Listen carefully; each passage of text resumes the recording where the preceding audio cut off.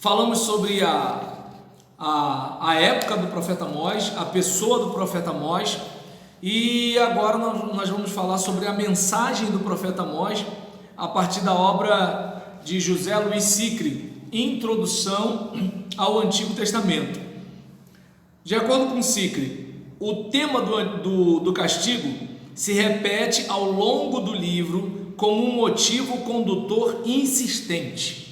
Parece que assim, o assunto aqui é: a hora vai chegar.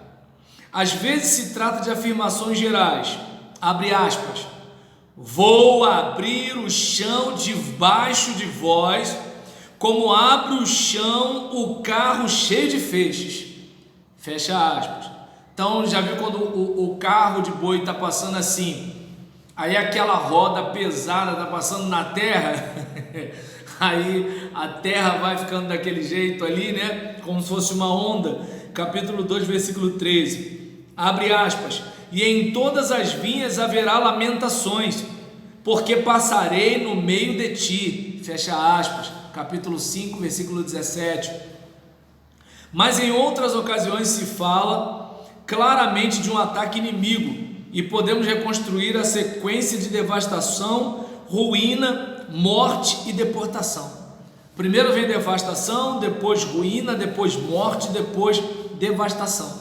E aí Sicre manda a gente conferir capítulo 6, versículo 14, capítulo 3, versículo 11, capítulo 5, versículo 9, capítulo 6, versículo 11, capítulo 6, versículo 8 até o versículo 9, capítulo 5, versículo 27 e capítulo 4, versículos 2 e 3.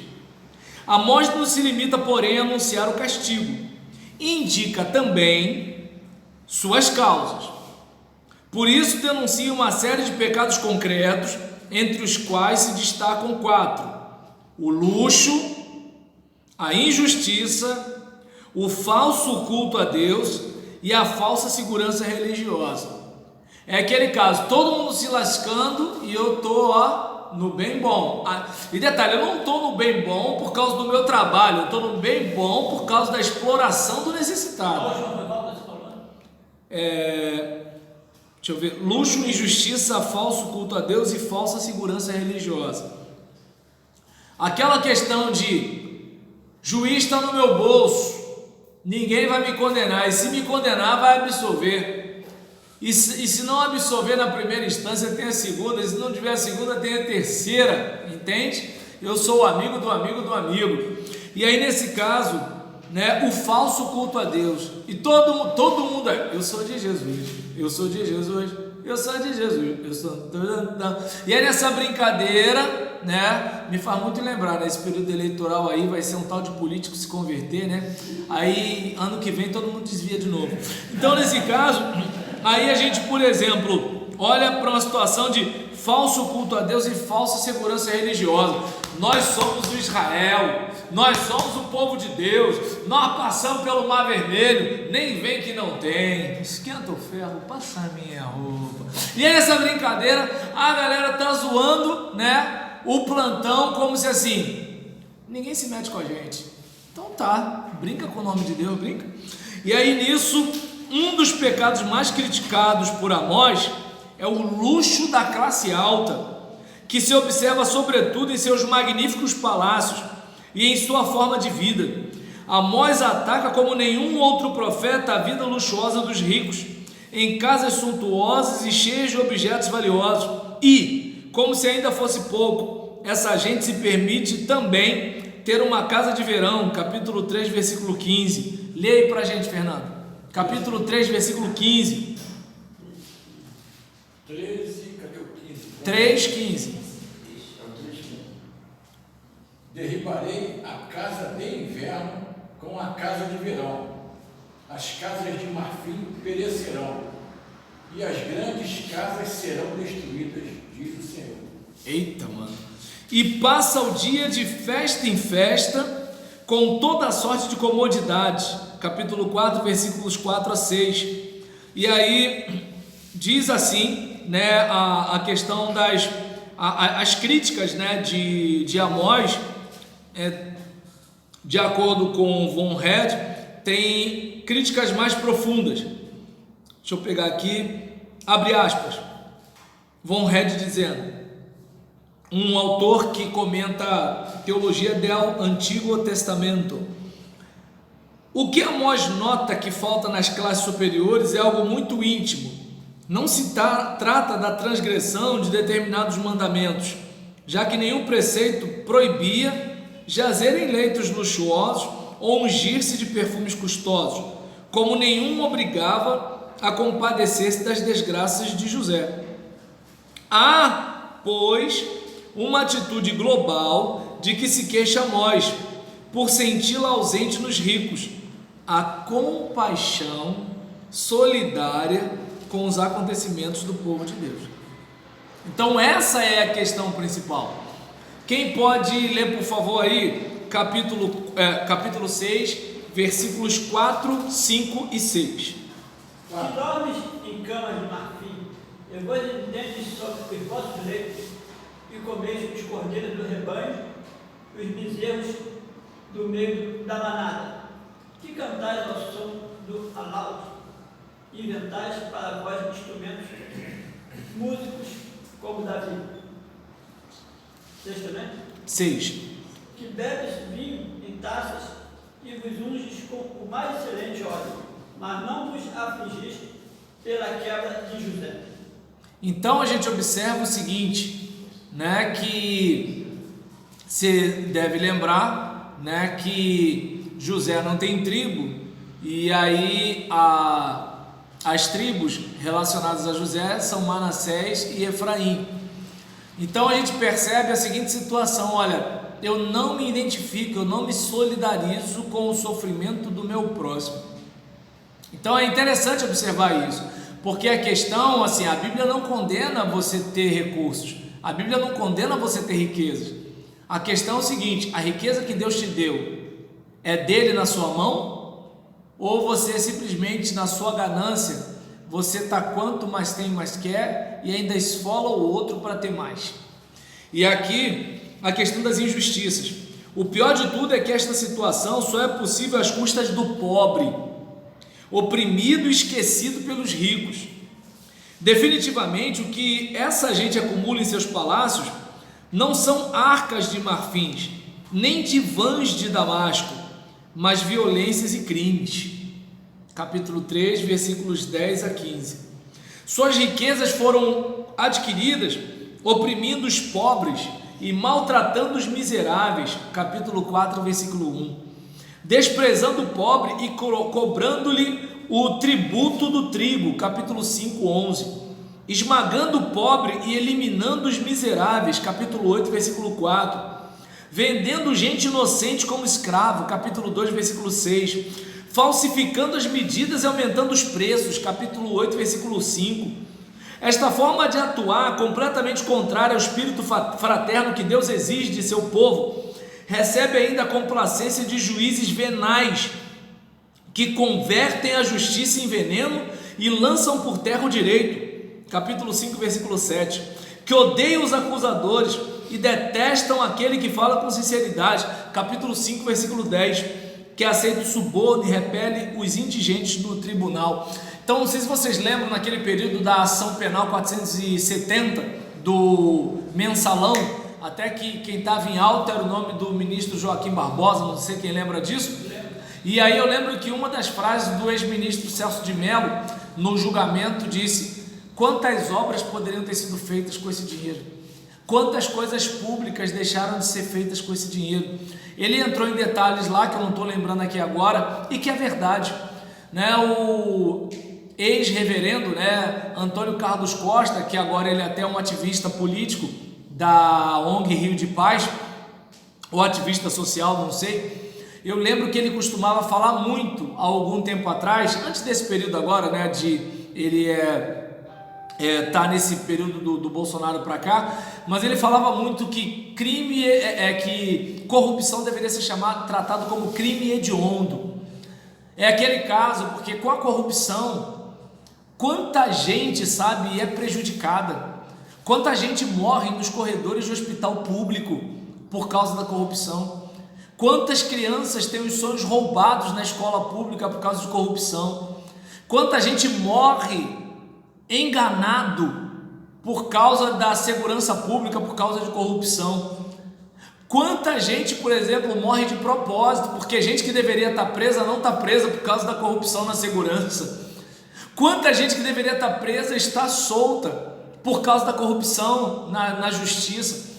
Então, ou seja, a corrupção, ela mata, só que todo mundo fala assim, quem mata tem que ter pena de morte.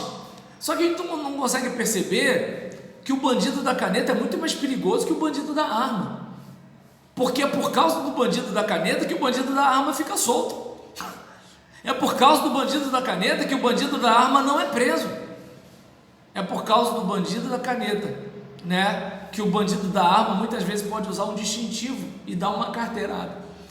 Então, ou seja, o profeta, ele bate pesado nesse negócio, né, que obviamente é muito fácil você ter um profeta hoje para profetizar uma barra de chocolate para você, mas de não denunciar isso, e muitas vezes com vista grossa do evangélico, porque às vezes aquele líder religioso, aquele evangélico quer ter algum tipo de benefício e ele se associa a algumas coisas impróprias, né? E aí ele usa um discurso religioso bonito para tapar o sol com a peneira, mas aquele que tem olhos como chama de fogo está vendo tudo e diz: conheço tuas obras. E aí nesse caso a gente falou sobre a questão das injustiças. Quanto à questão do culto, apesar de tudo, os habitantes do Reino do Norte pensam que esta situação de desigualdade social, de opressão e injustiça é perfeitamente compatível com a vida religiosa. Há peregrinações a Betel e a Gilgal, todas as manhãs se oferecem sacrifícios, entregam-se os dízimos, organizam-se rezas e atos de ação de graças, fazem-se votos e celebram-se festas, creem que isto baste para agradar a Deus, mas ele o rejeita através de seu profeta. As visitas aos santuários só servem para aumentar o número de pecados, capítulo 4, versículo 4. As outras práticas não atendem à vontade de Deus, mas ao beneplácito do homem, versículo 5. O Senhor não quer oferendas, holocaustos e cantos, mas direito e justiça. E aí nesse caso, né, antes da gente ir para o último tópico, do penúltimo tópico para a gente ir embora, quem pode ler aí, capítulo 5, versículo 21 ao 24, essa é forte, gente, essa é forte, capítulo 5, versículo 21 a 24. Aborreço, desprezo as vossas festas e as vossas assembleias solenes. Só um instantinho, é Deus dizendo: eu odeio o culto de vocês. Continua. Não me dão nenhum prazer, e ainda que me ofereçais holocaustos ou festa de manjares, não me agradarei delas. Só um instantinho, você pode botar R$200 lá no gasofilácio, você pode dar uma oferta de 5.000, você deu terreno para a igreja, que se dane, eu estou com raiva disso daí, Deus está bravo, hein? Vai. Nem atentarei para as ofertas pacíficas de vossos animais gordos. Afasta de mim o estrépito dos teus cânticos. Só um instantinho, aí o pessoal está lá, homem de guerra é Jeová, Deus está assim, ó, lá, lá, lá, lá, lá, lá. Queremos o teu nome engrandecer, Deus está lá, lá, lá, lá, lá, lá, não quero ouvir, não quero ouvir, não quero ouvir, continua. Porque não ouvirei as melodias dos teus instrumentos. Corra, porém, o juízo com as águas e a justiça como o ribeiro impetuoso. Ou seja, o que Deus quer é justiça, Deus quer honestidade, Deus quer integridade. Oi? Tá dando para entender? Então, assim, Deus não se impressiona, né, gente? A gente se impressiona. Caramba, que música bonita, que mensagem bem pregada, que templo bonito, todo mundo arrumado, alinhado, e Deus está vendo a podridão com um olhar de raio-x. É desse jeito. Desse jeito. Por último, Amós ataca a falsa segurança religiosa. O povo se sente seguro. O povo se sente seguro porque é o povo de Deus que o libertou do Egito, capítulo 3, versículo 1, e o escolheu entre todas as famílias da terra, considera-se numa situação privilegiada e pensa que nenhuma desgraça lhe pode acontecer. Capítulo 9, versículo 10. Mais ainda, espera a chegada do dia do Senhor. Volta, Jesus, eita glória! Um dia de luz, esplendor, de triunfo e bem-estar. Amós destrói toda esta concepção religiosa. Israel não é melhor do que os outros reinos, capítulo 6, versículo 2. A saída do Egito não é um privilégio especial, porque Deus também tirou os filisteus de Caftor e os arameus de Quir, capítulo 9, versículo 7. E se benefício especial houve, não é motivo para sentir-se seguro, e sim mais responsável diante de Deus. Os privilégios passados que o povo não quis aproveitar convertem-se em acusação e causa de castigo, abre aspas. Se a vós eu escolhi entre todas as famílias da terra, por isso vos castigarei por todas as vossas faltas, fecha aspas, capítulo 3, versículo 2. Ou seja, sou teu pai? Por isso que a coça vai rolar, como diria minha falecida mãe, o couro vai cantar no teu ombro. E nesse caso aqui, assim se explica, porque quando chegar o dia do Senhor, ele será terrível, tenebroso e trágico. Capítulo 5, versículo 18 a 20, capítulo 8, versículos 9 a 10. E com isto voltamos ao tema inicial do castigo que Amós devia anunciar e justificar. Impõe-se uma pergunta: existe para Amós a possibilidade de evitar esta catástrofe? Parece fora de dúvida que sim. No centro do livro, capítulo 5, versículos 4, 5 e 6, deixa eu ver aqui, no meio deste ambiente de desolação e morte, encontramos uma oferta de vida, abre aspas, buscai-me e vivei, fecha aspas. Estes versículos só indicam negativamente em que não consiste a busca de Deus, em visitar os santuários famosos. Pouco depois, capítulo 5, versículos 14 e 15, se percebe que tal sobrevivência está ligada à busca do bem, à implantação da justiça. Lutar por uma sociedade mais justa é a única maneira de escapar do castigo. Entretanto, temos a impressão de que o povo não escutou este conselho, tornando o castigo inevitável, que, para quem não sabe, o povo de Israel foi desterrado. O Império Assírio chegou, varreu geral, quem estava na nação de Israel foi deportado para outros lugares, e quem estava em outros lugares foi colocado na nação de Israel, de onde teve a miscigenação, o sincretismo religioso, todo aquele caldo cultural, de tal forma que lá na frente, quando os judeus voltam do exílio babilônico, eles não têm harmonia e aliança com os samaritanos, porque os samaritanos não são israelitas legítimos. Os judeus não se dão com os samaritanos lá no Evangelho de João. Então, fica esse aviso, para mim e para você.